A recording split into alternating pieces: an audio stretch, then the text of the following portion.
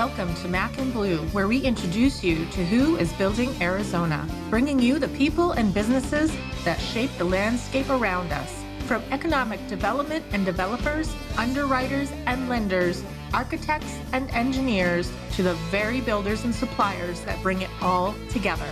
Now let's join our hosts, Robert Johnson and JJ Levinsky, aka Mac and Bleu.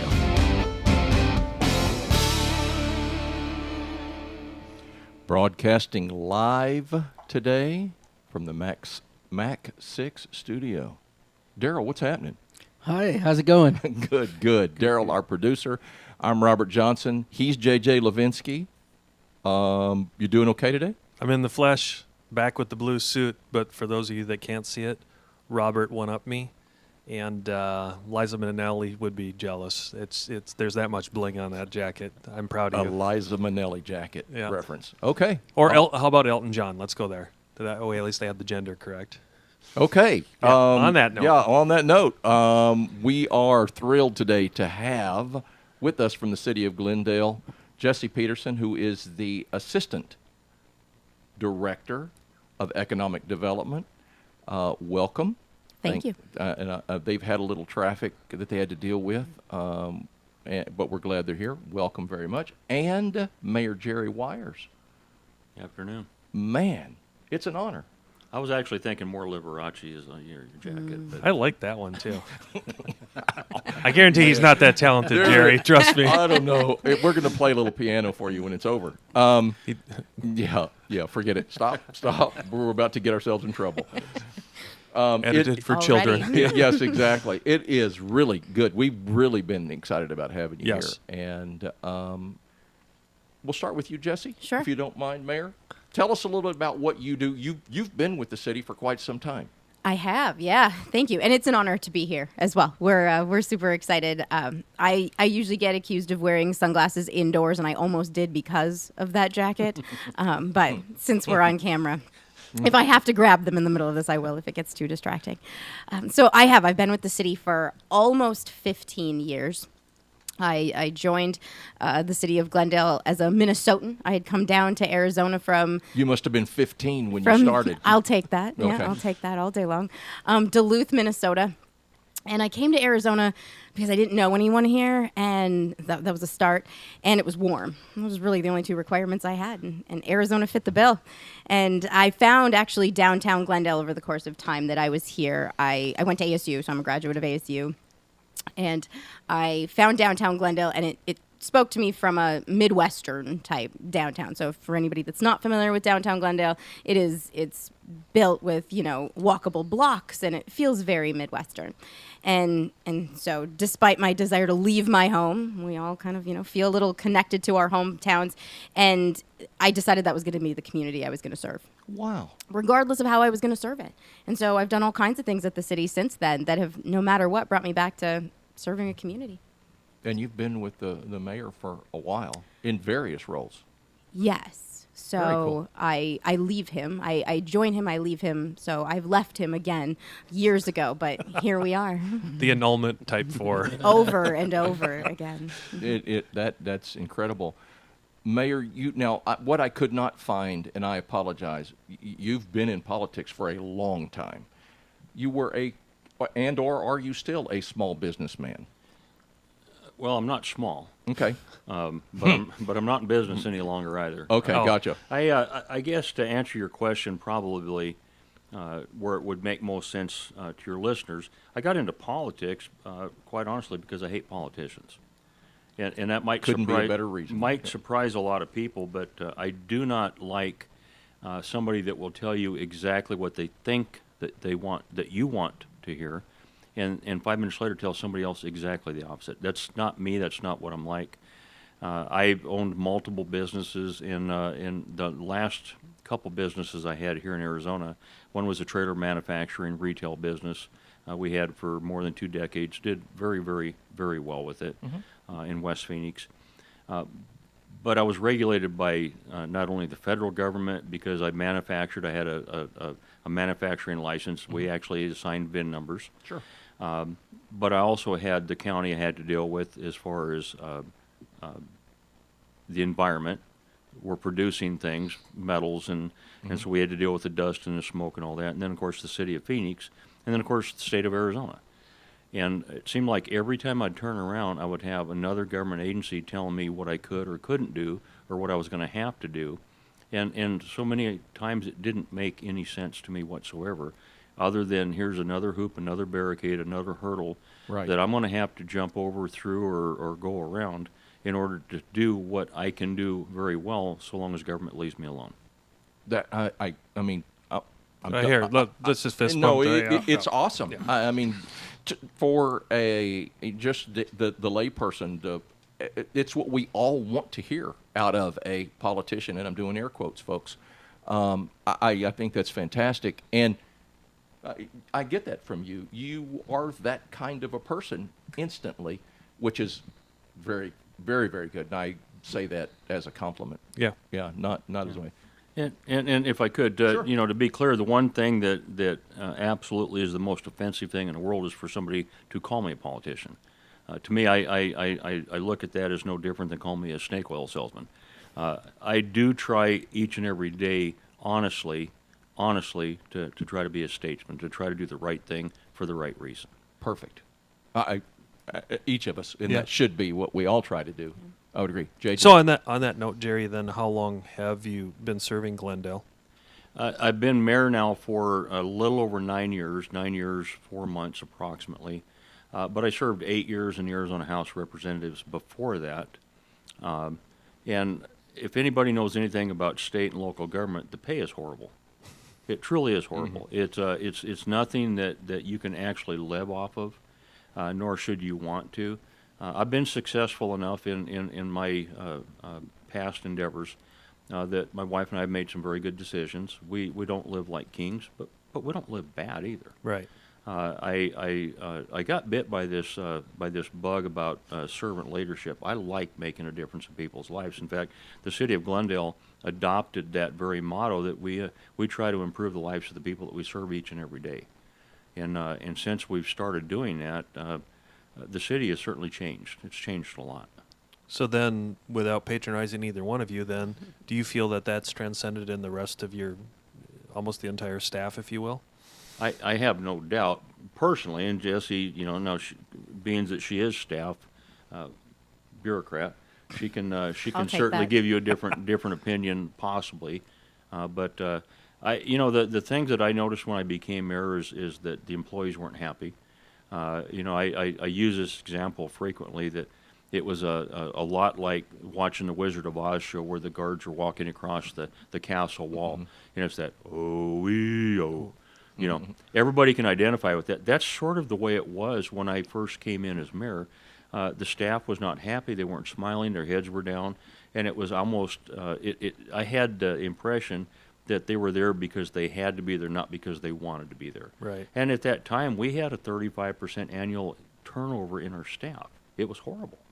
1 in 3. Yeah. So in 3 years' time, it's a 100% changeover.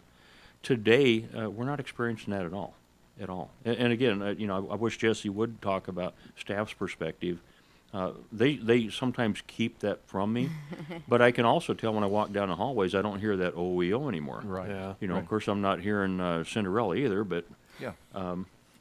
We only play Cinderella when you're not in the building. So, no, you're absolutely right, sir. It is for staff, and having been with the city now through for that many years. I was there obviously before he took office, and getting to feel that. I started with the city when we hit the recession and when they started furloughing staff. That was my first paycheck, was hit with a 5 to 10% decrease. I was just happy to be there, Right. but that's a personality trait of mine. And so really moving through that, and when he came into office, and that was when we joined each other at that time to work together, and having to explain, why does staff feel this way and why do we look this way? And, things had been great in the city of Glendale prior, and that recession really hit everyone. And so for us as staff, it was, we didn't have leadership. Leadership changed frequently at the city of Glendale, and there was a lot going on from a mismanagement relative to responding to the climate. And we feel it as staff. It immediately hits you as staff. And so we can definitely say with our policymakers, so the mayor, the council, and our city manager at this stage, as staff, we feel empowered. We feel happy to work at the city. We feel like we have the ability to work together. This isn't, you wouldn't always see, a staff member sitting with a mayor doing this. And Right. that's something that really resonates as how we as a city operate culturally. And you're to be commended for that. I mean, that really is that's when I talked about it earlier. That really is the feel that I get from you, the instant. When you see photos, you're in social media, whatever, you get that feel of just real people. I'm a long-time Glendale resident. I have been a West Side guy forever. He's an East Side guy. He's still got time to move. You can change. I know. But Lots of housing opportunities coming to Glendale for you thank to you. select See, from. there we go. This Well, is awesome. and segueing into Yes. no, go ahead. As a longtime West Side person and Glendale resident, I know exactly what you're talking about, and the change is clear and it's welcome. It's part of our secret sauce that isn't really a secret. Just Thank not you. everyone can do it. Thank you. Let's get into the secret sauce. Yep. So, in the truest context of what this podcast is anchored on, building Arizona, thank you, both of you, for giving us that background, because I think it sets a tremendous tone for what we're going to collaborate on next, and that is, honoring the building Arizona and all the excitement that's going on in Glendale. So we've got a list that we want to go over, and let's dive right in. Let's talk about the Super Bowl. You get it again, but explain to the listeners, what does that mean? Like, what is the work that goes into that? And then, okay, now we got it. Now what do you have to do to fulfill all that? Well, again, this is the second Super Bowl for me. It's the third for the city, fourth for Arizona. So with that said, I had a meeting just last week that I attended that, quite honestly, I wished I hadn't gone to.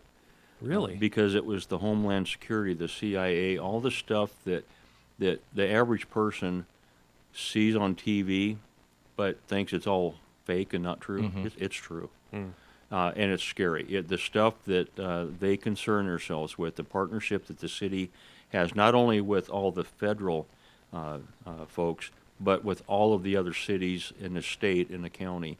There's a lot of work goes into this to ensure that when somebody in Glendale calls 911 during that Super Bowl, that they get the same exact response during a non-Super Bowl event as they would during a Super Bowl, and every guest that we have at our stadium is well protected. The bad guys only have to get it right once. They can try thousands of times. They only have to get it right once. The good guys got to get it right every single time. And I can assure everybody listening, you won't find a better group of people, and people that have been through this rodeo multiple times now. And it's a learning experience. Each time they get together, it's a constant learning experience. Exercises are done to where everybody knows exactly what's going on. What ifs? The what ifs never stop. And we take Super Bowls from other cities and learn from those experiences also. So it's exciting. It's scary. But I have all the confidence in the world that we're going to pull off the best Super Bowl ever. I still think that the one that was held in Glendale 6 years ago was the best Super Bowl ever. It started off with a non-Chamber of Commerce day. It was foggy that day and cold, but wow, what a great day at the end of it. And we do believe we're going to do it better this year. That is absolutely, from the staff side of it, to answer that question of how much work goes in on the planning side. There's the logistics piece of it, and then there's really using it as that attraction tool. This is the national and international stage that we get to be on. We take that really seriously. And so it's all of the planning, not just with the city, but all of our partners. The amount of hotel development, we were just talking about The that. experience for those people is a Everything. big part of it. And so on the Building Arizona, just knowing that a Super Bowl is coming to that area, the amount of development that takes place prior, and when you think about that from a technical standpoint, our internal teams on the development side and how hard and how many hours we're all going to work to make sure that every hotel is ready and open, that every opportunity that could possibly take advantage of this is there. And then we get to use that as a selling tool. And so we think about things like the aerial shots. What does the aerial shot look like? And are we going to have all that development built and look like it should by then? And those are really important things for us. We have an airport that's right there next to that area. Right. So we're working through what is the experience like when people fly into that airport and what can we do with those assets. And so we're constantly thinking about it at this stage. Do you technically then have liabilities and revenues as part of this? Like, do you have to budget all that, both the more that you're shelling out for all your services, and then you also get some sort of portion from the Super Bowl itself? So there's costs associated. Right. Absolutely, that's part of, as a city, we go into an agreement with the NFL as the host city.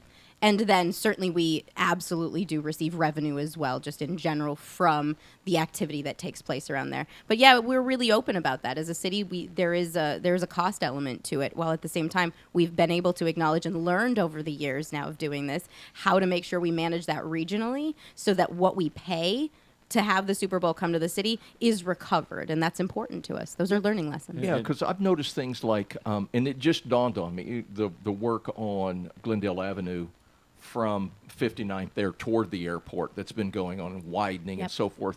There's a reason for that. Exactly. You know, it's funny. I thought about it. It's a UFO runway, right? Yeah, and it just hit me, and I was like, oh, yeah, because, you know, you've got the Crystal Lagoon stuff that's around, and that's under such tight time frame that it has to be ready in time for rooms and hotels and all the stuff that goes with it. Westgate, we'll get into that. But, yeah, now, you know, when you really start thinking about it, that starts years before the Super Bowl comes. I don't know if you are aware of it, but the difference with our hotels today compared to 6 years ago. Yes. For instance, and you mentioned Crystal Lagoon, that will be the largest hotel in Arizona. It's going to be more than 1,200 rooms. And it'll be largest right in resort. Glendale. Yeah. We're going to call it a resort because it sounds fancier. Yes, Thanks, Jesse. Although we aren't my doing job. any work on She's it. now the city's marketing director, too, that, by the way. Isn't that not what economic development is? That is exactly it. Although we're not doing any work on it, we've been involved in different pieces of that piece of thing for months. Well, goes back a year and a half ago when we started being discussing that particular project. So all the stuff that goes on around that, it is a bunch of work. And as you mentioned, there's liabilities and that you clearly have to step up and foot the bill on to make Glendale a better place for Super Bowl. Let me ask one more question, and then we'll switch to it because we have so much content that we want to get through. What about, for those of you that don't understand this, I think I have the acronym right. It's IGAs, right? Intergovernment agreements, right? Yep. So in a situation like this, do you have to rely on the neighboring communities as well with the IGAs? I think, honestly, we probably have IGAs with just about every city in Arizona. Okay. We will have officers from almost every department out helping us. That's how it works. Okay. Oh, yeah. And everybody understands the importance. The money that comes in from taxes from the Super Bowl, it affects the entire state of Arizona. So everybody gets to share in that from the state. So what happens in Glendale is going to help the people in Fort Huachuca. Got it. You know, it's a big, big impact on the state. No, thanks for explaining that. Awesome. Let's take a second here and hear something from our sponsor. The way we construct is changing. Technology, artificial intelligence, augmented reality, manufacturing, off-site construction, high-velocity construction. These aren't things you would typically associate with construction. They are at Mac Prefab. The way we construct has changed. Welcome to high-velocity construction. Welcome to Mac Prefab. Build with strength. Sustain with steel. All right. JJ. Yeah. So all the good things with the Super Bowl, stadium, everything. Let's talk about probably a fairly recent announcement that I believe the Coyotes are formally going to be leaving the hockey arena. And that's in your wheelhouse. What for the listeners? What's happening with the whole facility there, and what's the future? Well, I guess what I would like people to understand is we wish the Coyotes the best. We truly do. It was one of those marriages that wasn't great, but I think this is going to be better for both of us.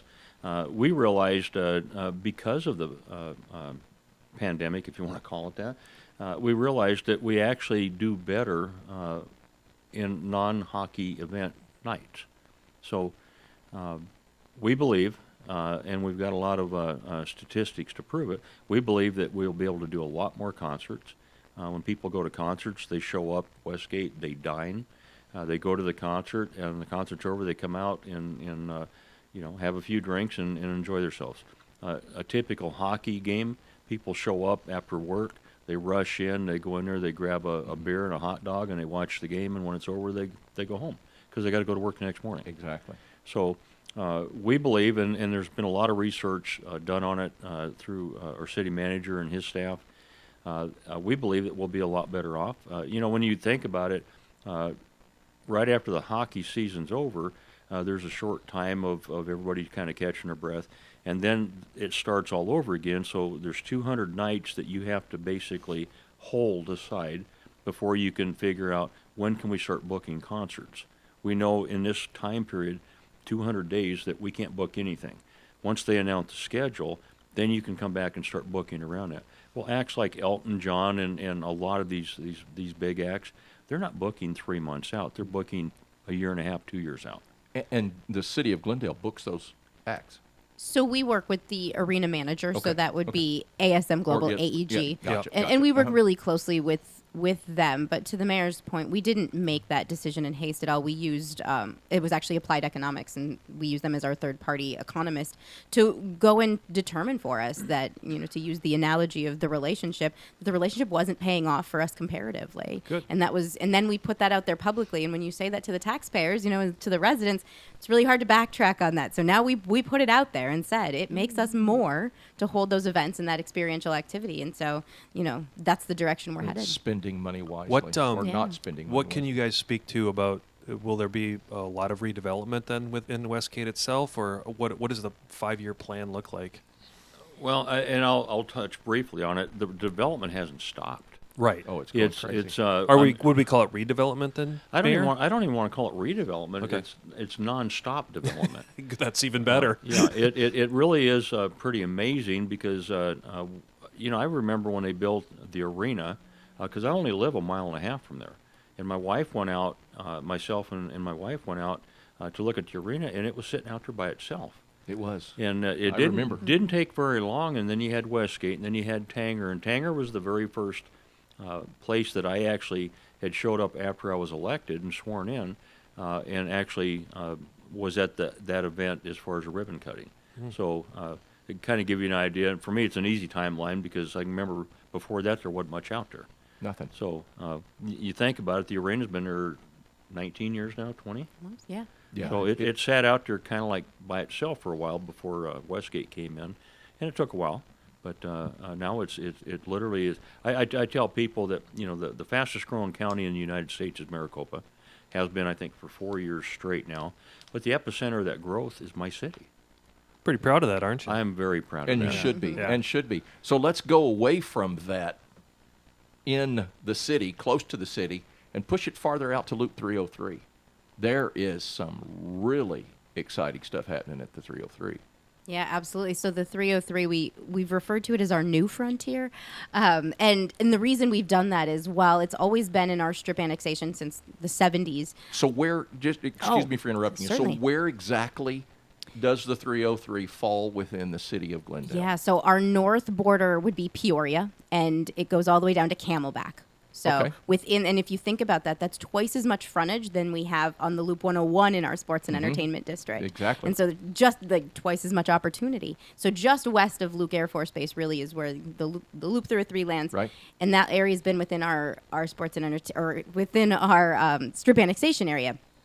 it hadn't been activated for a very long time because we don't provide water and sewer out there. Right. The city made that decision a long time ago in order to be respectful to our residents, because running infrastructure out there would be very, very expensive, for individual developments. Sure. And so it's all privately, whether it's well water or EPCOR. There's a few other operators out there, and so there wasn't a wastewater opportunity. So if you can't, as we would say, not to be crude, flush and brush, you're not going to have anybody come and develop out there.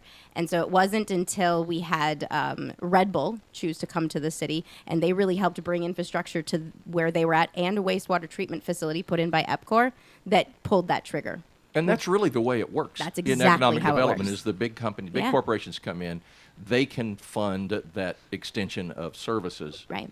So And- you saw so much development happening in Goodyear, and everyone would always ask why we weren't taking advantage of that. And it really had everything to do with that infrastructure that the city wasn't going to fit the bill for. We knew it would come. And I remember we went in front of the city council in December of 2018 and showed a plan for that Loop 303 area that showed build out for 10 years.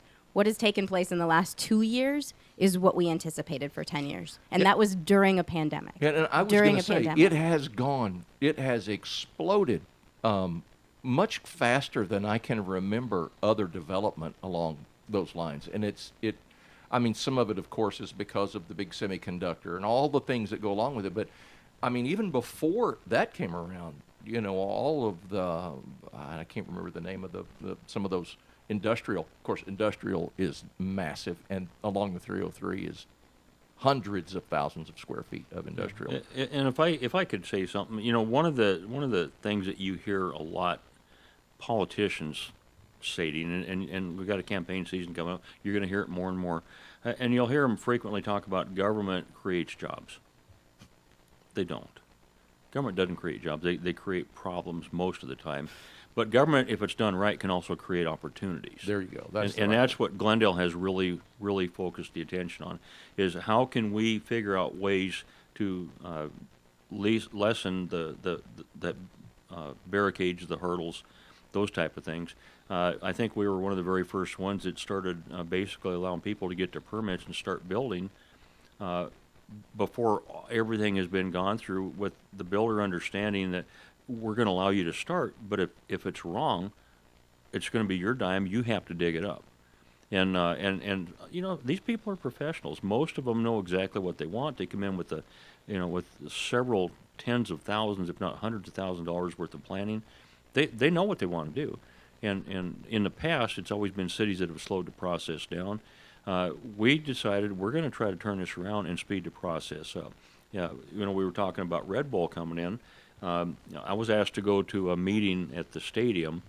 It just seemed like 2 or 3 years ago. It was just 2 or 3 years ago. It was. And I said, what is the meeting about? And he said, well, it's somebody that wants to build in Glendale. Well, who are they? Well, we don't know. Well, what do they build? Well, we don't know. Okay, but I need to go to this meeting. I said, well, they asked if the mayor would come to the meeting. Okay, yeah, sure, I'll go ahead. So we got to the meeting, and we sat there, and we were at the stadium in the big conference room. And we had everybody from the City of Glendale that makes decisions as far as permits and construction and water and sewer and roads and all the infrastructure, economic development. But the city even went a step further. They brought the developer from an area where we thought they were interested in. And then they went even a step further, and they brought a contractor that was also from that same area, and that was White Claw. Mm-hmm. So White Claw building was in process of being built. This guy walks in, 2 guys walk in. If I remember right, one of them was wearing shorts. And I'm doing this thing that I know is totally wrong. I'm judging this guy before I ever hear him speak. And I'm thinking, I hope that this isn't, like a go-kart track or something. I really, he didn't have that professionalism look that I thought that I was going to see. And he sat down, and everybody just kind of staring at each other, and I don't know, it might have been you. Somebody said, Mary, you want to kick this thing off? Okay. I said, I don't know who you guys are. I don't know what your product is. I don't know where you want to build. I don't know how many people you're going to employ. I don't know any of those facts.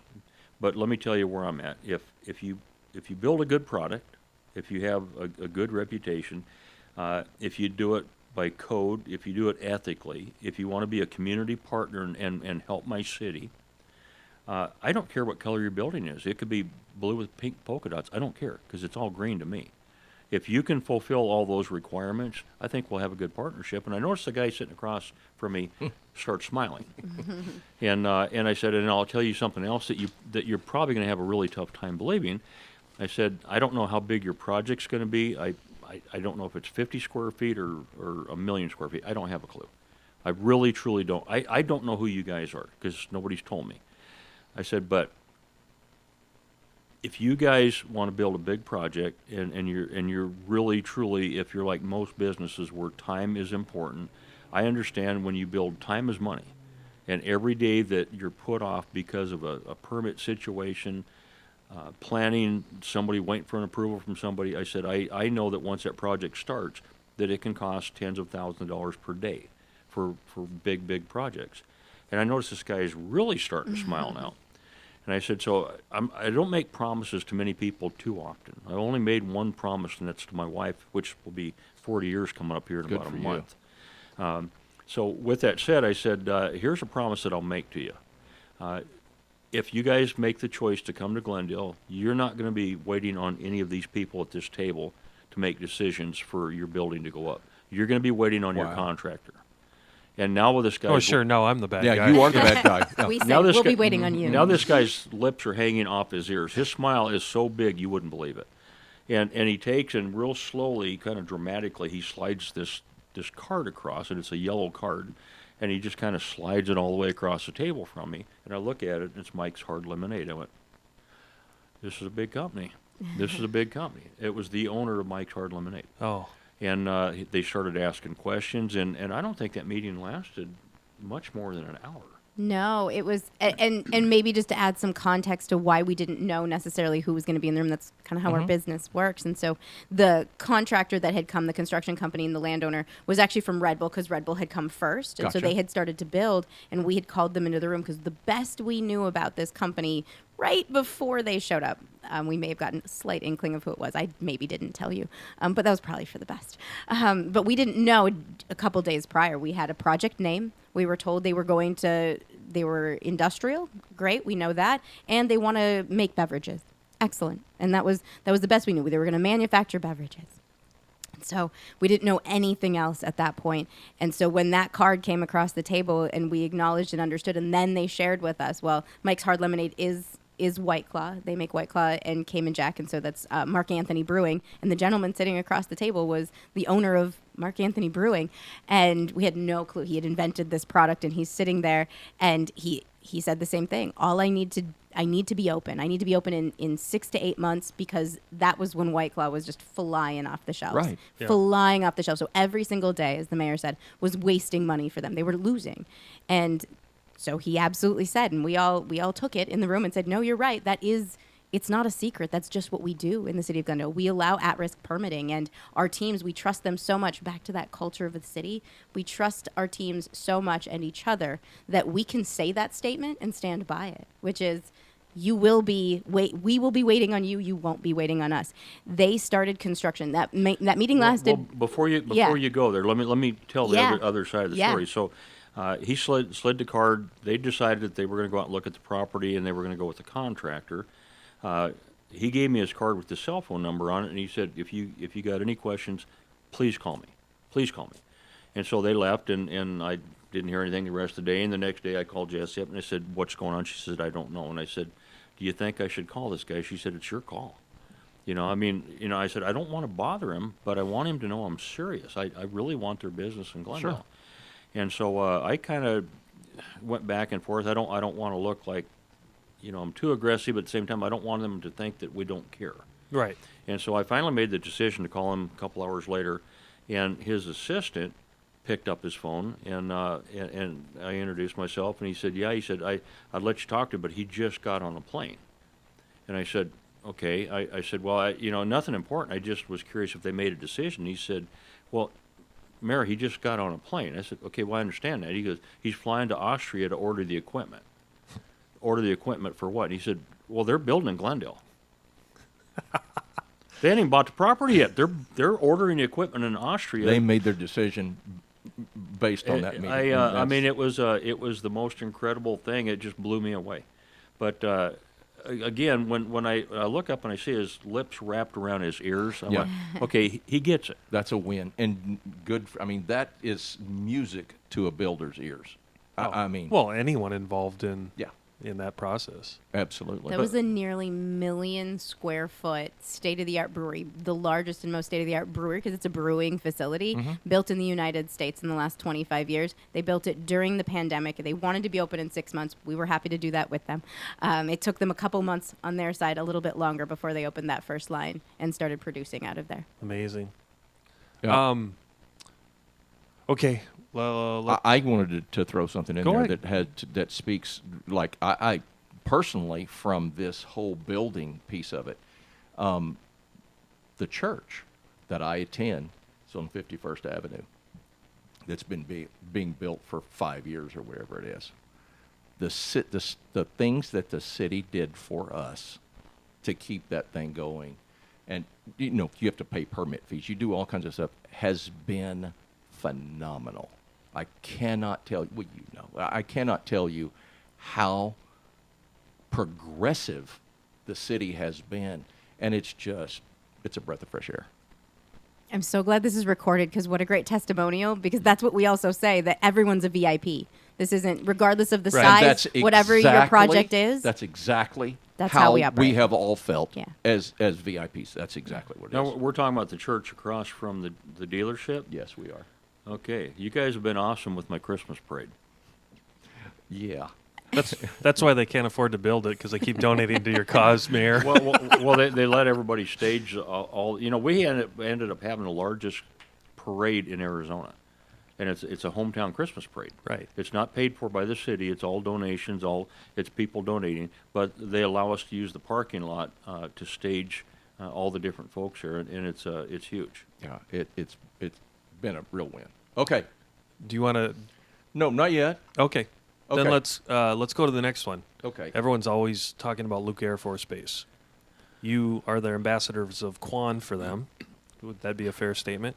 I don't know as though you're going to find anybody more pro-military than myself, and I say that 100% in certainty. Yes. In fact, I just had Luke's representative in my office yesterday morning, and they're vitally important to our state, to our national defense.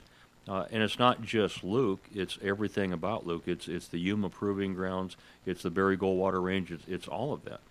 When you start taking into account the usage of the training, the amount of Arizona that they actually utilize, it's huge. I think at one time it was $2.3 billion. I think it's surpassed that.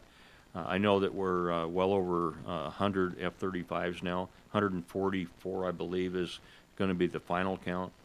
They're withdrawing some of the F-16 slowly as the F-35 is coming in. And so it's been sort of a bathtub effect. You know, we went from a lot of F-35s to a few F-35s, and then as F-16s, Right.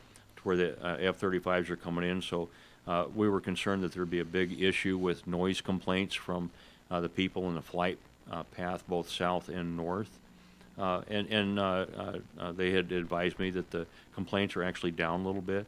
And I don't know if that's just a weird situation or if it happens to do with COVID-19, the fact that we don't have as many visitors down here right now, and it's typically the visitors in the wintertime when, I'm a pilot myself, so understanding density, altitude, and the noise, and when it's colder, the air is, a little bit thicker, and so sound travels better.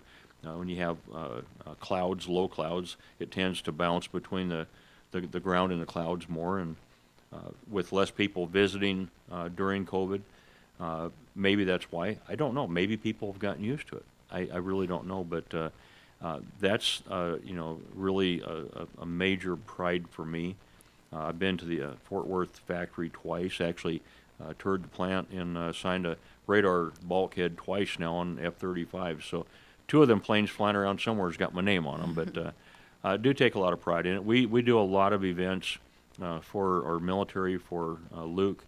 And I even, if we've got the time, if I could briefly talk about something that we're doing here on May 6th, it's we're taking these young people that are graduating high school, and it started off supposed to be just Glendale, but we've opened it up to pretty much everybody. If they made the decision to serve our country, as they graduate high school, we're holding a special event on May 6th at Calvary Church, Bell Road in 59th Avenue. And these young people will walk across the stage. I'll give them a challenge coin, says first to salute you.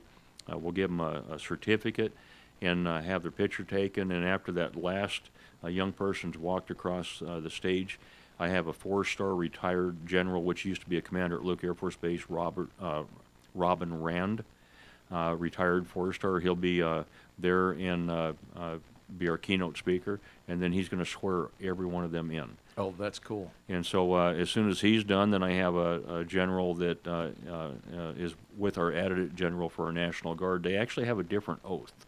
And so that particular general will give a different oath. It's very similar, but National Guard oath is a little bit different. So we want to recognize, we want all the young people to understand that serving our country is something that you should be proud of. Absolutely. And I want all the siblings and the parents to understand that you're not in this by yourself. There's a huge community of people that really love the fact that we have people willing, if necessary, we don't want to, but if necessary, they'd give their lives to save our freedoms in this country. Absolutely. And I take a lot of pride in making sure that these people are respected and honored for that. And we know that as a community, and not to cut you off, but we know that as a community that all of the work that the mayor has really led on that side, from a business attraction standpoint, these are the types of things when we're trying to sell a quality community that matter. It matters to other businesses when they're coming in. We talk about whether it's a veteran-owned business or folks who are looking to hire veterans, and we work really closely on all of that because as a community, all of these things that make Glendale what Glendale is really, really does resonate when we're out there doing business attraction because we're unique. We sell ourselves. We're uniquely Glendale, for sure. And I do think the residents have taken on a lot of that personality that you have generated. Well, you're talking about the noise stuff. It was immediately came to my mind because I'm in the Northwest Valley. Unless if you're ever on Nextdoor, that wonderful app, everybody, when the F-35s are doing their thing, you get these people that'll start chirping about it being loud. And by far, the majority are the people that are telling them, hey, that's the sound of freedom. You better just love it. They were here long before your house was here, and deal with it. But anyway, I get off my soapbox. Okay, we're going to take a real quick break and get another word from a sponsor. There comes a time when dreams become a reality, when you see your vision materialize into a true work of art. And the only way to get there is to choose a general contractor who shares that same vision and knows how to bring it to life. At Blue Wave, we aren't so big that we've forgotten where we've come from, and we aren't so small that we can't care for your projects regardless of their size. When your vision deserves safety, perfection, timeliness, and expertise in order to become a reality, trust Blue Wave to get it done right the first time. Okay, we talked on this a minute ago, and it really made me think of this. The 10-year plan and those things that you've talked about. Where is Glendale going? What's happening within the next 5 to 10 years? That's what all our neighbors want to figure out. I mean, it's the home building, single-family rentals, build-to-rents, just homes, condos, multifamily is exploding throughout Glendale, and I notice it's getting a lot of more infill now. What's happening? So we have a ton of opportunity, and I think that is one of those things when we talk about how much room there is still to grow. So as much as we're landlocked, you lit up when I said that. You were like, "This is my thing." I did, because from an economic development standpoint, as much as that residential component is coming, and we acknowledge there's a shortage in housing, We get it. Market is dictating. That's why you're seeing that. But really, from an economic development standpoint, our goal is to continue to grow Glendale as an employment base because we have the ability to do that when it comes to a commercial standpoint. We get that the rest of the West Valley is going to continue to bring residential. We love that. They'll come spend money in Glendale. That's how we work. But you got to have the jobs to bring the people. You got to have the jobs. Exactly. Absolutely. And if you think about that sports and entertainment area around Westgate, that Loop 101, it is only, based on square footage alone, about half built out. That entire area can double in size.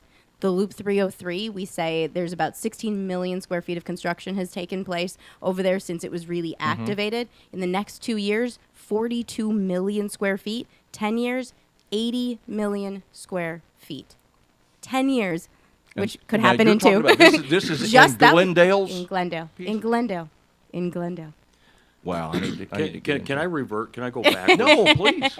Just to give you an idea, when I became mayor, so not quite 9.5 years ago, our bond rating was BBB minus. Is junk bonds. Yep.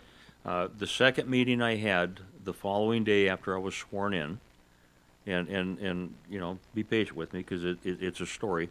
The second meeting I had, they took me into a very small room. Jessi's heard me say this before. Whipped him hard, by the way. Closed the door, and there was 3 or 4 people in there, and they said, "Mary, you're going to want to sit down." And I went, "Oh, don't do this to me. Don't do this to me." He said, "No, Mary, you're going to want to sit down." And I said, "You know, this is like my wife looking at me and saying, we need to talk. There's nothing good going to come out of this for me." That doesn't end well. Right. It's just not going to happen. I said, "So stop with the sit down. What do you want?" And they said, "We need you to declare bankruptcy." Now, I'm looking at my watch, and I'm going, I've been mayor for 11 and a half hours. I actually slept during 8 of those. And 11 and a half hours later, after getting sworn in, the first thing they're asking me to do officially is declare bankruptcy. Did you have any indication that was coming that quick? I did not. I knew that things were bad. Because all you had to do is go to the council meetings, the workshops, listen to all the things that were going on, and you're sitting there thinking, you know, is it really this bad? Now, keep in mind, I'd been in the legislature for 8 years. Right. We had just balanced the budget with the state and actually came out with $1 billion surplus in the state. And with my business background, owning multiple businesses, and there's a difference between, I used to say somebody in business or somebody who runs for office should have to own a business. Then I got smart one day and said they need to run a successful business. Because anybody can make one go bad. Sure. But not a lot of people can make it successful. So I thought to myself, I really think that I can make a difference. And I told my wife that because my wife kept going, "Are you really sure you want to do this?" Well, Sandy, I believe I can make a difference. I really, truly believe that. And then they tell me that, and it's like, oh my God, what did I do? And by now I'm sworn in. You know, no backing out. The party's over now, and I'm not. I'm known. And you're not a quitter. I'm not a quitter. I am absolutely not a quitter. What I didn't know is literally just a little over 9 years later, instead of having less than 0 in our savings account, and I still haven't figured out that math yet because I learned a different math. If you have nothing in your savings, you have nothing. It's 0. Yeah. We had less than 0. Gotcha. 30 million less, nearly. Wow. Yeah. So today we have 64 million. So we're getting close to that. Yeah, we're almost there. So in our rainy day 60. Fund. Yes. Today. Yes. We went from BBB minus to AA, and I don't think we'll ever get to AAA. And I think that's really because of the size of our city. We're 260,000. I think we have to be closer to 500,000 in order to get up to that point to be able to get a AAA. My employees, the city employees are not doing that OEO as they walk down the hallways. Our firefighters have gotten a second set of turnouts. We're replacing apparatus. Police are getting pretty much everything they ask for their safety, for them to perform their job as good as possible. We just recently opened up a library a little over a year ago. We just opened up a lake that was promised 20 years ago. Yeah, I remember we just got when that was talked about. And every road in Glendale is being touched on a plan where we let roads. I'm taking. I say we. That was happening when I became mayor. Sure. So I have to take the blame for it. But I guess if I'm going to take the blame, I can also take the credit from where we Absolutely. are today. Sure. You know, we got that turned around. The roads are now all being repaired, being brought up to date, and into a program where we're going to be touching every road to where we'll have a standard that is acceptable to people to drive on our roads. It's not going to be like being in Minnesota in January. You know, Right. you're not going to be Yeah, Jesse, we know what We that's know like. what that's like, yeah. right. Well, most people do when I say that. But it's been such a dramatic change from where we were to where we are now, and I attribute that to a lot of different things. But the number one thing is we had to get our employees to start believing in the city. Sure. I had to get businesses to start believing in the city. I was going to ask you, where's that money come from that's in that rainy day fund? I you know, when people are saying, well, you know, we got businesses, and I'm going, you don't tax businesses. What you do is you get rid of the hurdles, the barricades. You make it as easy as you can for businesses to operate legally, morally, ethically. And if the business is successful, they'll invest more money in their business. They'll grow it, which means you get more revenue. So we're going to grow our way out of this problem. We're not going to tax our way out of this problem. Perfect. And that's exactly what we've done. Meanwhile, we've happened to pick up a lot of great people like Jessi. She I was there before Yeah, you. she just hung around. She just hung around. She's over there going, I brought you to the I table. brought you here. Yeah, good stuff. What kind of Harley do you have? Ultra Classic. I actually used to ride with the Shriners. I was on the motorcycle team. I can see that. I mean, that's not a stretch for me. But yeah, I had seen that you were a Harley guy, and which that was the very first job that I ever had in my life was at 15 years old was washing Harleys and taking them and getting them inspected in Texas. Don't hold that against me. You know, where in Texas? Austin. Okay. No, I married a Texas girl in Corsicana. My family, now Corsicana, that means nothing to you folks. My family, the Hodge family, which is my mother's family, is from Corsicana. We used to do our family reunions there all the time. Becky Hodge? No. Yeah, my middle name is Hodge, by the way. Yeah, Robert Hodge. Yeah, so we're probably related. Yeah, that's why we we're look so not. much That'd alike. That'd be my wife. Yeah, but indirectly. Yeah. So, Daryl, you wanted to say something? I have a question. So the boundaries of what boundaries make up Glendale? 51st Avenue to what is that? It's not look like? quite that easy. We're a Okay. backwards L, so it Yeah, gets a little complicated. Just visualize a great big L that goes backwards. So if you go almost out to White Tank Mountains, Which is way west. Yep. almost out to White Tank Mountains. So the northern border is basically Northern Avenue. The southern boundary is basically Camelback. And there's County Island and stuff in it, but in our annexed lines is really what I'm Because we go all the way up to talking Peoria by the time you get that far Right. west. Yep. about. And so at the same time, it goes all the way to 43rd Avenue and then 67th Avenue. And then it goes north, and it does some jogging back and forth a little bit, but it works its way all the way up to Pinnacle Peak Road. Wow. So And then eventually comes into 51st, right around Right. Peoria. That's where it gets a little complicated. So the easiest way to look at it is no matter where you stand in my city, you're never more than 2 miles from being out of my city, ever. Anywhere you stand, there's always within 2 miles of being out of my city. Now, I don't know if you were done yet. Was that all of you were going to ask? Go. Is Maryville a part of Glendale? Actually, Maryville is actually part of Glendale, but not the Maryville most people think of. I grew up in Maryville. I lived in a John F. Long home at Osborne and 51st Avenue. Maryville is also part of the southern portion of Glendale from 51st to 43rd Avenue over to about 59th Avenue. Okay, so when we think about economic development and developing the city, and this is a totally unscripted question. So when you think about that portion of it, you think about Maryville, when you think about public safety, when you think about building housing, how do you help drive people to come to Maryville? And I say Maryville because I've always wanted to be a police officer, so I know what that looks like, kind of, when you think about a Are you public talking about safety crime thing. specifically? Yes. Yeah. Yeah, it's a great question. It's something that I think not only Glendale, but every city is really having to deal with specifically right now, just Sure. because crime rates have gone up.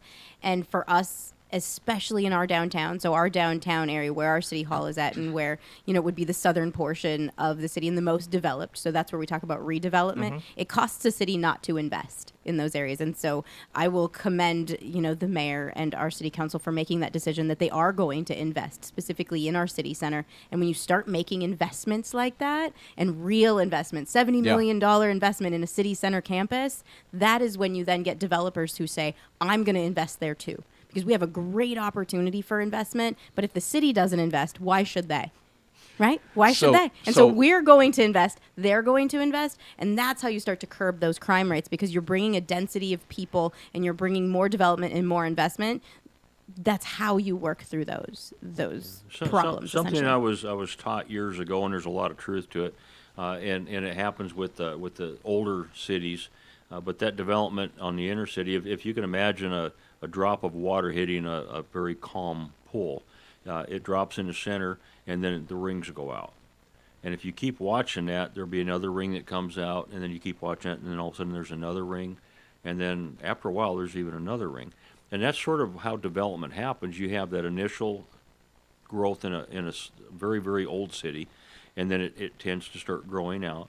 And then somewhere along the line, usually, the circumstances change from city to city, but, 10 to 15 years later, all of a sudden you get a second ring, and that kind of goes out, and that starts doing some of the infills. Well, I think we're about our fourth ring right now, and we're getting ready to put a sizable amount of money in what Jessi was just talking about in our city hall, that whole area.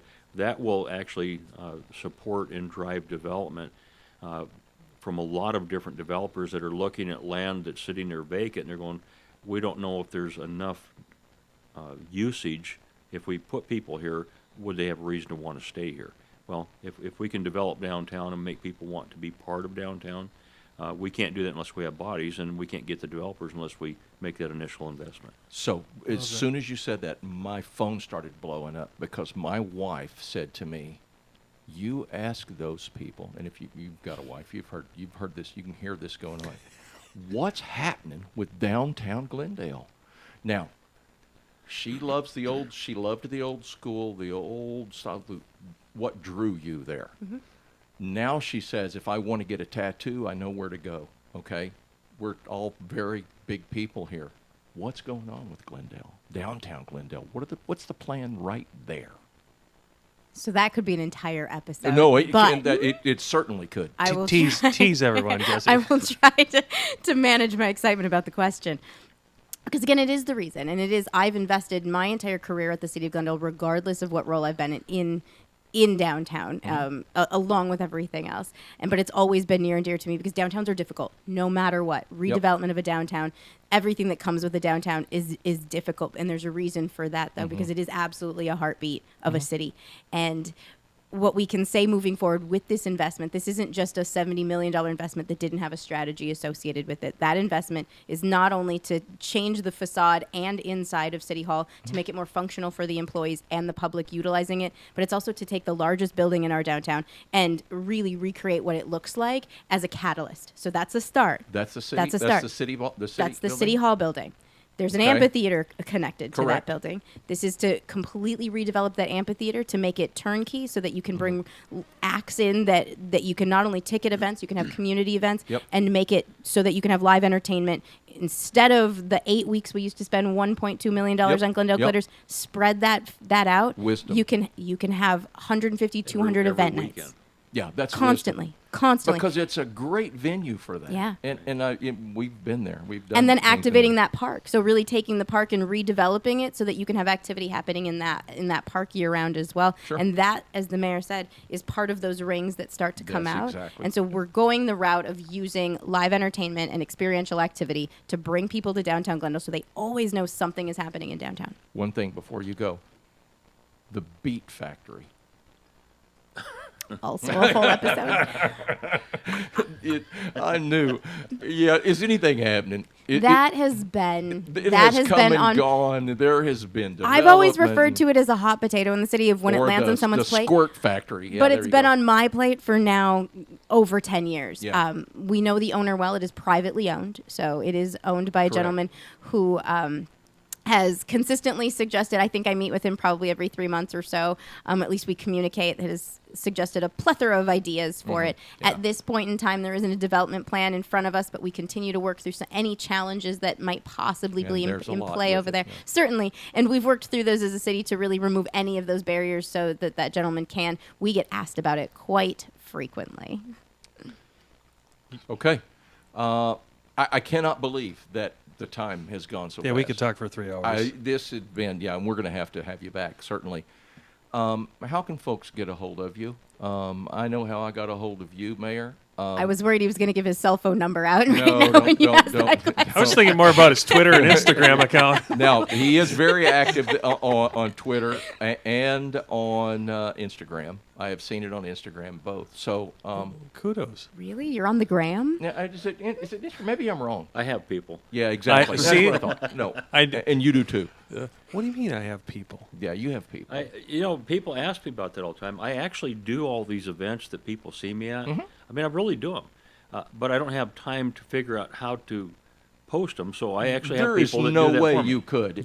Jerry's twin brother, Greg. No, you know? I mean, yeah, you'll see something today, and then the next tomorrow you'll see him at another event. Like he would be spending all of his time on Twitter and social media, if he didn't. Check you out. You are on the Instagram. But more, maybe you, Jessi. So economic development at the city, we do have accounts on all handles. So Facebook, Twitter, Instagram. We haven't gotten into TikTok yet. I'm a little concerned about it, but we'll get there.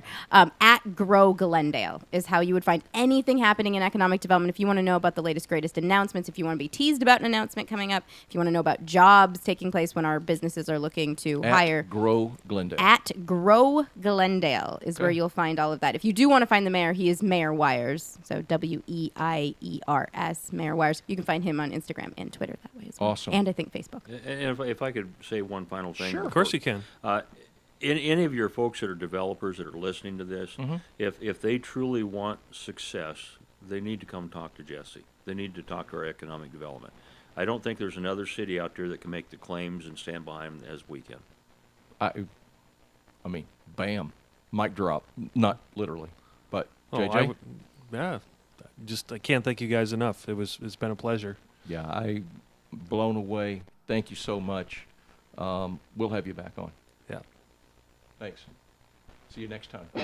You've been listening to the Mac and Blue Show, brought to you by Mac Prefab and Blue Wave General Contracting. Be sure to subscribe to the Mac and Blue podcast on your favorite podcast platform. Follow Robert Johnson and JJ Levensky on LinkedIn and Instagram. And tune in live every first and third Thursday at 3 p.m. as we continue to introduce you to the people building Arizona. Walt Disney said, "You can dream, create, design, and build the most wonderful place in the world, but it requires people to make the dream a reality." Until next time, make it a great day.